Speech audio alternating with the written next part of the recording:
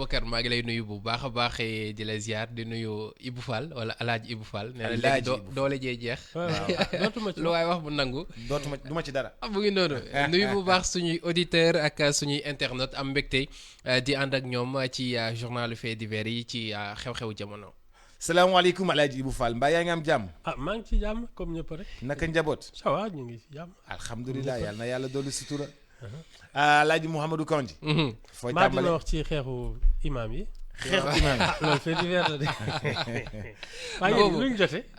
ñooñu luñ jote. boo jaaxal ñëpp de. man de sama benn borom xam-xam nee na ma. nit balaa ngay xam jikkoom. ngeen jamaale wala ngeen seeq xaalis. ñoom ñaar ban la ci. Ibou Fall am na information yu ma amul. non déggoo ma de. Ibou Fall ci boppam. imaam bu xeex. ak naayam. waru koo tudd. ndax moom alaaji la. xanaa imaam bu xeex ak naayam.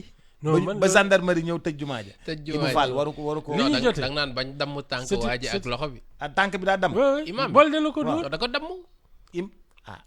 non passion mais c'est une affaire de passion. xam nga ñoom ñoo ñu war a wax tàppe leen xol yi. waaw ñoom ñoo ñu war a aar.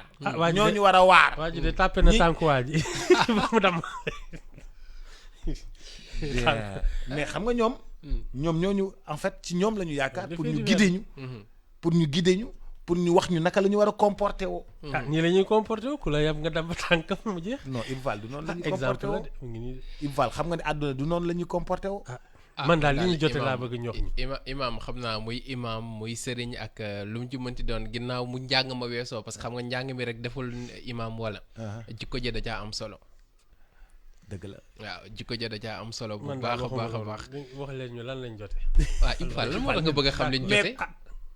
gendarmerie la bàyyi ko gendarmerie. waaw d'accord. gendarmerie bu Kolda mi ngi koy toppatoo. d'accord et puis tëj nañ jàkk ja. jeex na waaw. xam nga ne lor nañ ñëpp. bu ñu tëjee ñooy jàkk julli ja ji kay lañ lor. mais nag Ibou yaa ngi koy retaane c'est pas rigolo de. mukk c'est pas risible. damay bañ a jooy rek lii dafa jar a jooy. dafa jar a jooy de. waaye yow man daal bëgg naa xam liñ jot. imaam ba ak naayam ba ñu ngay xeex. imaam ba Tëj nañ damm na jumaa loxo ba damm na tànk ba. gendarmerie ñëw na tëj na jàkk ja. lor nañ Seydou waa Diatta foofu. Kolda. Seydou i rajo Kolda c'est en tout cas xam naa ne ba léegi waxaguñ luñ jote dëgg-dëgg ana lan moo leen jotale donte dégg nañ ci ay rumeurs yu bëri nag mais comme que mënaguñ ko vérifier moom dañuy xaar Seydou Diatta. c'est un sujet tabou. waaw mu ngi noonu. nekk na mbir bu doy waar. alors xew-xew jamono yi dañ koy tàmbalee ca Sandiara. nga xam nga ni côté boobu fan yi tàng na lool ak bande yi nga xamante ni ña ngi fay dem semer fa terreur. donc ginnaaw bu ñu attaqué benn usine boo xamante ni chinois yee ko moom mooy ñuy yëngatu ci péage bi. bii boo xamante ni indien yi ñoo ko moom. dañuy yëngatu ci wàllu batterie moom la ñu attaqué. bi ñu demee di koy attaqué tamit jël nañ fa xaalis mais dañoo sàccoon ñaari 4x4 avant. moom la ñu yóbbu ci usine bi. donc bi ñu demee maîtriser ki nga xamante ni moo di vigile bi. biñ ko maîtriser dugg ci biir commencé def seen forfait ci ginnaaw gi ci la vigile bi trompé vigilance ki ko doon surveiller alerté ñi nga xamante ni ñoom ñooy takk der yi alors bi ñu dikkee bi takk der yi dikkee fekk fa benn résistance boo xamante ni bu doy waar la parce que gars yi dañoo yoroon ay armes. ñu échangeante ay tir ba gendarme yi jam ci kenn mu ñàkk bakkanam. am na ci itam ñeent ñoo xamante ne gaañu nañ mais ci côté ñiy liggéeyee ci usine bi la. mais ki ñu faat moom ci bande yi la bokk. donc jamono ji enquête bi mu ngi wéyandi di fàttali ne loolu ci ab diir bu gàtt la am ginnaaw bu beneen bande wala peut-être bande bii nii ba léegi mën a guñ cee gindeeku attaqué usine bi nga xamante ni chinois yi ñoom ñoo ko moom. waaw mais gars yi ciblé nañ leen de. ciblé nañ leen trop surtout zone boobu noonu waaw zone boobu xam nga dafa xaw a àlle. te àll bi léegi dafa leer nañ. ba noppi nag da ngay gis usines yi noonu ñu samp ko noonu da nga koy romb noonu booy dem si péage beeg yooyu booy dem bàyyi Popenguine nag booy dem dugg si péage bi yooyu yëpp da nga koy gis. mais xam nga le grand banditisme Ibou Fall waxoon na ni. mi ngi yegg si Ibou Fall waxoon na ni le grand banditisme mi ngi yegg si Ibou Fall mi moo ko waxoon. ne foo dégg pétrole mi nga fay génn. foo dégg ña ngay tabax lu bare. foo dégg ni tourisme baa ngay jax le grand banditisme du sori fu ne la ñuy jóge di ñëw loolu la Ibou Fall waxoon. modernisme maanaam yokkute. day yokk ci nit ñu baax ñi yokk ci nit ñu kii saay-saay bi. moo tax li ñuy gën a jëm kanam. suñuy kaaraange. dañ ko war a moo war a jiitu ndaxte xam nga affaire u caay-caay koom-koom la rek. suñu ne fii xaalis am na fi maanaam niñ koy jaawee jot mooy par exemple nga braquer ay banque ay usine ay yooyu noonu la ñuy doxalee wala di jaay ay drogue xam nga loolu yëpp koom-koom la. genre mafia lay indi nag parce que plus ñuy dem plus xaalis bi di bëri plus ñuy am ay moyens ak ay pexe yoo xam ne dañuy sànq nit ñi di jël seen alal.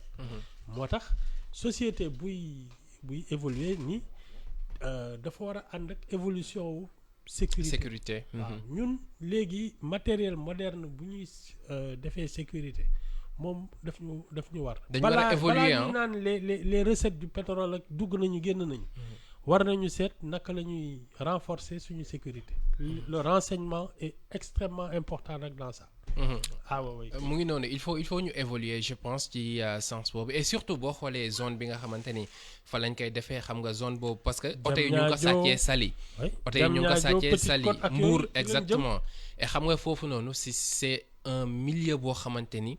kaaraange gi dañ ko war a assurer parce que day dugal xaalis ci réew mi ndax tourisme bi te gars yi xam nañ ni fépp fu tourisme am ça veut dire que ni xaalis dina fa dugg fépp fu xaalis am day attirer ñi nga xamante ni ñoom ñooy defkatu ñaawteef yi donc je pense que ni lii di sécurité bi war nañ koy yokk ci côté boobu noonu mais entreprise yooyu itam nga xamante ni ñu ngi fi parce que ku wax entreprise même bu ñu xamee ni li ñuy garder xaalis ci biir du bari lool surtout bu dee xaalis bi nga xamante ni bu kii la parce que souvent dañuy dem verser ji banque et tout mais loolu du dugg ci xelu ki nga xamante ne day def ay ñaawteef mais xam nga soo moytul nag parce que xam nga gang yi ils fonctionnent aussi avec des informateurs si dañuy am renseignement oui soo moytul kenn moo leen dina tel jour xaalis dina fa am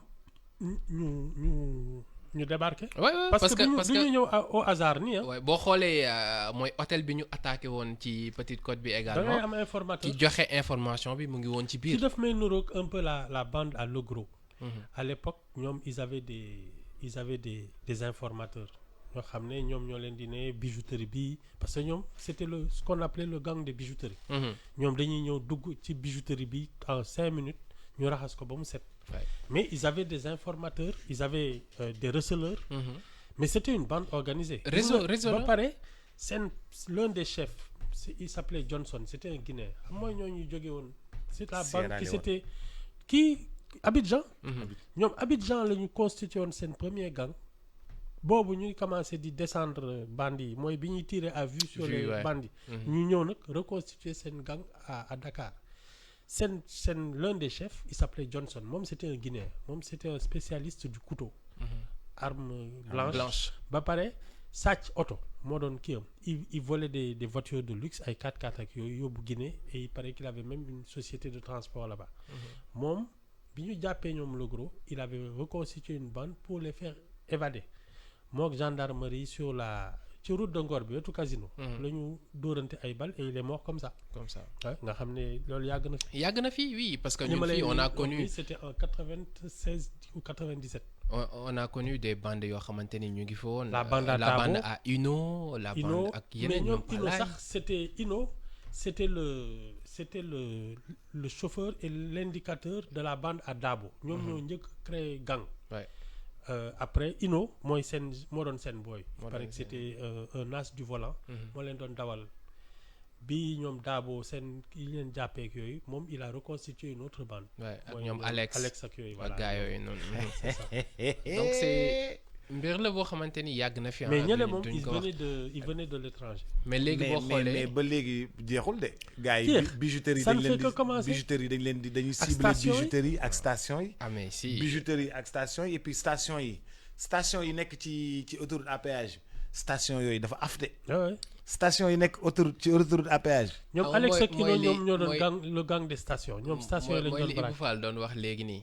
xam nga ay koom-koom. fu ñu demee ba di koy wax ñenn ñi di ko fay xalaatee il faut mu am sécurité bu koy accompagner. et ñun il faut itam ñu moderniser un peu. suñu sécurité am na si yoo xamante ni dëgg la naam am nañ benn ay forces de l'ordre ak force de sécurité yoo xamante ni ak de défense yoo xamante ni ci côté formation ñooy les meilleurs mais il faut ñu am matériel bu leen di accompagner également. surveillance ak renseignement. ak renseignement. et puis man bi may inquiété c'est les guichets de transfert. da ngay ñëw dugg ci benn boutique ñuy transférer ay les trucs transfert d'argent là. du am benn sécurité. Et un jour tu vas voir un gang commencer di braquer. non mais am na. ñun def nañ ko fii xew-xew jamono. plusieurs fois waa ji dikk gaare moto. dugg ci biir fekk fa benn soxna kese. elle seule mu génnee jaaseem. heureusement ba dóor ko exactement dafa tëj buntu bi boobu gis naa voilà mais man je trouve que suñuy installer ay kii de transfert d'argent yooyu war nañu am installation bu ànd ak sécurité. am na solo waaw. parce que fi ñu jekkee xaalis nii. moom ça attire les voyous. waaw loolu moom. xaalis drogue ak yi ni mel fu mu am rek ça veut dire que ni def ko di ñaawte fi mais xoolal kii nii moom.